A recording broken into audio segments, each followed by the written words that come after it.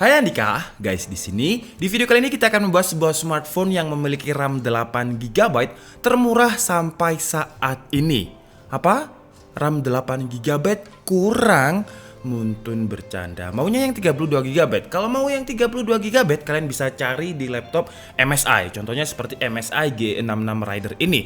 Mumpung si MSI juga lagi ada promo yang namanya Play It Smart. Jadi mulai dari tanggal 1 sampai 31 Oktober untuk pembelian laptop MSI dengan seri Creator 17, Prestige 14, Modern 14, GS66 Steel, GS75 Steel, GE66 Rider, GF63 Tin 10 SCSR akan mendapatkan hadiah eksklusif berupa hoodie dan juga tumbler dari MSI serta SIM wallet senilai 30 USD atau kalau misalkan dirupiahkan sekitar 450.000 sampai 500.000 lah. Lumayan banget. Untuk informasi selengkapnya kalian bisa langsung cek aja di kolom deskripsi. By the way, sebenarnya untuk laptop dengan RAM 8 GB itu menurut saya juga udah lumayan loh. Tapi sekarang smartphone itu juga banyak banget yang memiliki memori RAM 8 GB. Jadi mirip banget dengan laptop. Contohnya seperti smartphone yang akan kita bahas kali ini memiliki harga sekitar 2,7 juta rupiah, RAM-nya 8 GB, memori internal 128 GB dengan layar 90 Hz. Seharusnya sih kalian udah bisa nebak ya smartphone apa yang akan kita bahas kali ini. Kalau belum bisa saya kasih clue-nya deh. Clue-nya adalah smartphone yang nggak pernah fake. Masa nggak tahu? Harusnya tahu lah. Jawabannya adalah Realme 7i. Lah, kok 2,7 juta? Bukannya sekarang itu harga resminya 3,1 juta ya?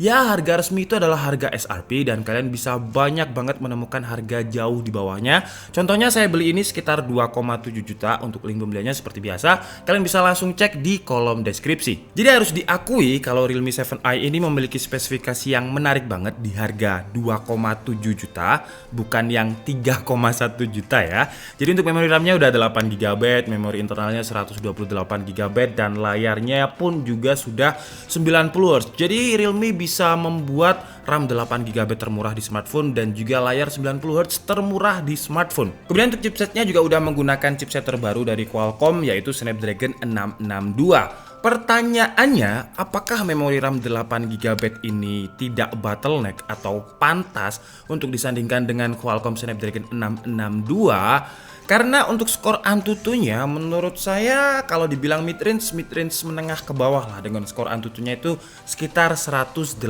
ribuan. Performanya mirip lah dengan Snapdragon 665 yang sekarang itu kalau di HP di brand manapun harganya itu sekitar 2,1 sampai 2,5 juta. Tapi yang harga 2,1 dan 2,5 tadi RAM-nya itu 4 GB, sedangkan untuk Realme 7i ini agak lebih mahal mungkin karena memori RAM-nya 8 GB. Saya juga nggak tahu kenapa Realme memutuskan untuk menggunakan RAM 8 GB di Realme 7i disandingkan dengan Qualcomm Snapdragon 662 yang chipsetnya itu chipset bisa dibilang mid-range menengah ke bawah lah. Mungkin Realme tahu kalau saya pengen membuat judul HP dengan RAM 8 GB termurah, atau mungkin ini digunakan untuk jurus-jurus sales di gerai offline ya biasanya ya. Ini adalah RAM HP dengan memori RAM termurah, 8 GB termurah, cuma 2 jutaan aja, beli sekarang, besok harganya naik. Mungkin seperti itu. Karena walaupun RAM-nya 8 GB, kalau nggak diimbangi chipset yang mumpuni, akhirnya performanya di gaming pun PUBG dapatnya cuman smooth dan high. Mau saya unlock pakai GFX Tool itu akan mengkonvert gambarnya. Nah, ini resolusinya udah XD plus di-convert lagi. Waduh, malah silinder nanti mata saya ya. Dan hasilnya untuk PUBG karena smooth high ya, jadinya bisa stabil sih di 30 FPS. Untuk sensor jirunya juga nggak ada masalah, sebenarnya lumayan cepat. Kemudian di game Honkai Impact 3 kalau scene tawurannya ini nggak terlalu ekstrim ya masih bisa sekitar 30 FPS, tapi bisa drop ke 15 FPS kalau tawurannya yang benar-benar banyak musuh. Satu-satunya game yang mampu mendapatkan 60 FPS adalah COD Mobile. Ini settingannya apa tapi saya lupa ya. Pokoknya autonya COD Mobile lah. Mungkin di high atau mungkin di tengah-tengah, pokoknya bisa 60 FPS lah. Jadi percuma dong memori RAM 8 GB di Snapdragon 662 di Realme 7i ini. Kalau untuk sekarang jujur aja saya tidak bisa merasakan performa yang benar-benar signifikan atau performa yang setidaknya hampir sama lah dengan smartphone lain yang biasanya saya coba dengan memori RAM 8 GB. Terlebih lagi untuk keperluan gaming. Sampai saat ini dulu ya, kalau misalkan nanti ada update kemudian performanya nambah, ya kita update lagi. Nanti saya update di kolom deskripsi. Tapi kalau misalkan kebutuhan kalian banyak di multitasking, contohnya kalian buka banyak tab di browser atau buka banyak aplikasi. Jadi contohnya misalkan kalian bermain game, kemudian kalian screen recording, kemudian kalian live kan langsung di YouTube, langsung dari HP. Kemudian buka cheat ini, buka cheat itu, buka cheat sana. Jadi banyak banget aplikasi yang terbuka. Tentu saja kalau kebutuhan kalian seperti itu, memori RAM 8GB ini bisa sangat membantu. Kemudian untuk layarnya memiliki refresh rate 90Hz, bisa untuk sales offline lagi. Realme 7i harganya 2 jutaan, layarnya 90Hz, beli sekarang besok harga naik. Ya seperti itulah ya biasanya kalau saya main-main di mall yang banyak jualan HP. Cuman sayangnya layar yang 90Hz ini memiliki resolusi hanya XD+.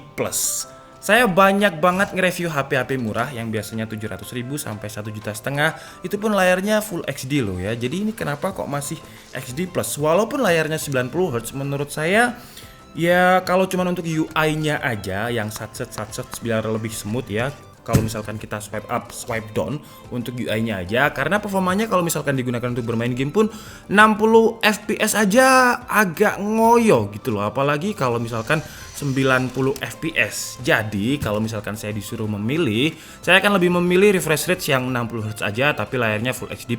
Jadi paling enggak untuk keperluan entertainment itu lebih nyaman lah. YouTube bisa 1080p, Netflix bisa XD. Jadi walaupun layarnya enggak 90Hz tapi untuk keperluan entertainment agar lebih nggak bikin mata silinder gitulah. Kemudian untuk dimensi layarnya tetap sama 6,5 inch dengan 269 dot per inch, GPU-nya pakai Adreno 610, layarnya punch hole dengan dot display, dan karena panelnya IPS jadi seperti biasa ada screen bleeding di pinggiran layarnya. Kalau untuk kualitas gambarnya ya kurang detail karena XD Plus tadi. YouTube pun mentoknya ada di resolusi 720p, Netflix pun untuk DRM-nya ada di security level L3, belum bisa XD. Saya juga bingung kenapa si Realme yang biasanya itu terkenal dengan price to performance, harganya murah dengan spek tinggi, kok memutuskan untuk bercanda dengan mengeluarkan layar XD Plus, dan bercandanya itu menurut saya kurang lucu. Untungnya layarnya udah responsif, area pinggirannya mampu membaca input jari dengan cukup cepat, nggak ada yang miss. Ketika saya coba untuk main real drum juga enak-enak aja. Jadi setidaknya masih ada nilai plusnya lah di sektor layarnya. Atau mungkin Realme 7i ini dibuat agar baterainya lebih awet, karena baterai Realme 7i ini ada upgrade ketimbang generasi sebelumnya dengan kapasitasnya sama dengan Realme 7 yaitu 5000 mAh. Kalau resolusinya lebih rendah XD+, kemudian baterainya lebih besar 5000 mAh, tentu daya tahan baterainya akan lebih awet. Dengan SOT yang saya dapat itu sekitar 8 jam lah sehari. Kalau untuk main PUBG, 1 match lawan bot itu sekitar 6-7% ya, sekitar 25 menit lah gamenya. Jadi kalau untuk urusan baterai memang harus saya akui awet banget. Kalau untuk charging time-nya, karena Realme 7i ini hanya support fast charging 18 watt, jadi kalau dibilang cepet ya enggak sih. Dari 0 ke 100% itu butuh waktu sekitar 2 jam 30 menit. Jadi standar lah. Kalau untuk desainnya beda dengan Realme biasanya. Cuman sama dengan Android kebanyakan. Kalian pun juga pasti familiar dengan bingkai kameranya yang seperti ini. Kalian bisa tulis di kolom komentar kira-kira, coba tebak-tebakan ya. Kira-kira apa yang sama dengan bingkai kamera atau desainnya sama dengan Realme 7i ini. Saya tebak dulu satu, yaitu Umi Digi yang juga udah pernah saya review. Mirip banget bingkainya seperti ini, fingerprint ada di belakang.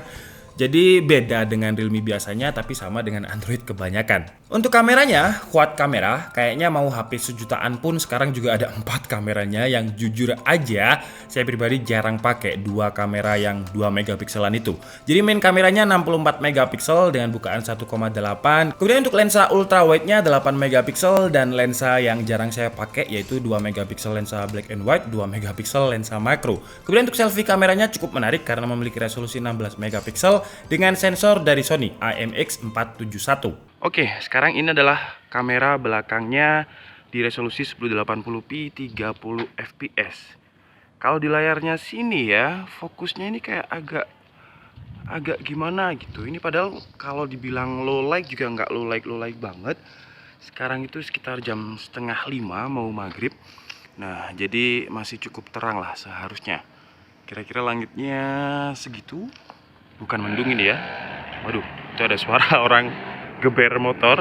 Apakah suara saya masih cukup terdengar? Kira-kira seperti inilah. Dan ini adalah kualitas kameranya di resolusi 1080p 30 fps. Ini saya shoot yang udah keempat kayaknya, karena delay. Saya kira delaynya itu cuman di sini aja ketika saya pindah di Premiere Pro nggak delay, tapi ternyata dua-duanya delay. Jadi saya ngomong ini sama apa yang ada di layar, nah itu delay juga.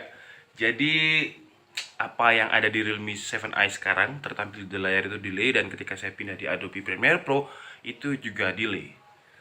Mungkin kalian yang punya Realme 7i juga bisa tulis di kolom komentar apakah memang delay seperti ini atau unit saya aja.